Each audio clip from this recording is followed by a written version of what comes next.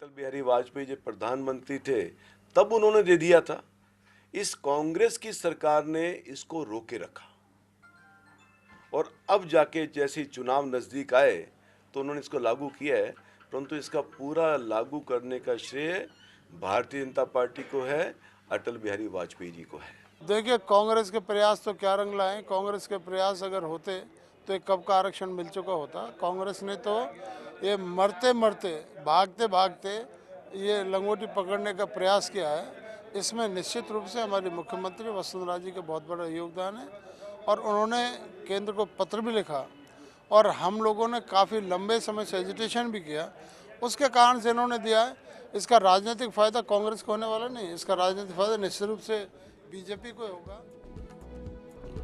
किसको फ़ायदा होगा, इस पर चर्चा करने के लिए ही हमने सवाल रखा था कि क्या आरक्षण से ही वोट मिलते हैं। आप हमें राय भेज सकते हैं firstindianews.com पर भी, हमारे फेसबुक और ट्विटर पेज पर भी आप अपनी राय दे सकते हैं और हमें सीधे फ़ोन करके बता सकते हैं कि आपकी राय क्या है, जनता की राय क्या होगी। ये कार्यक्रम के आखिरी हिस्से में यानी अगले हिस्से में हम जानेंगे। हमारे पैनल जो है खास मेहमानों का वो हमारे साथ बना हुआ है, उनसे चर्चा करते हैं। और मेरे वरिष्ठ सहयोगी गोवर्धन चौधरी इस समय हमारे साथ हैं, जो कांग्रेस को और सरकार को लंबे समय से देखते रहे हैं और जाट राजनीति को भी देखते रहे हैं। गोवर्धन जी, आपसे जानना चाहता हूं कि बड़ा क्रेडिट लेने के लिए होड़ लगी हुई है कांग्रेस और बीजेपी में कि जाटों की राजनीति जो आरक्षण है वो उन्होंने दिलवाया, वसुंधरा जी ने दिलवाया या कांग्रेस ने दिलवाया।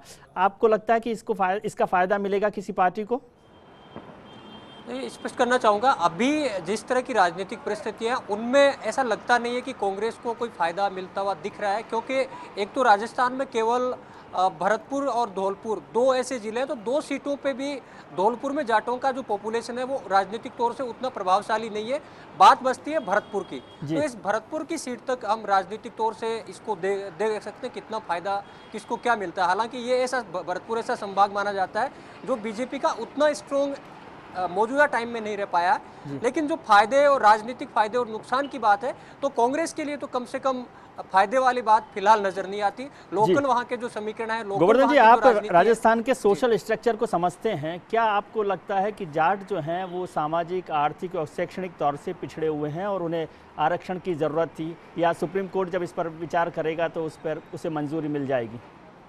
देखिए, अगर दूसरे समाजों की राय को देखा जाए और दूसरे सवर्ण तबके के लोगों को देखा जाए तो कंपैरेटिवली अगर हम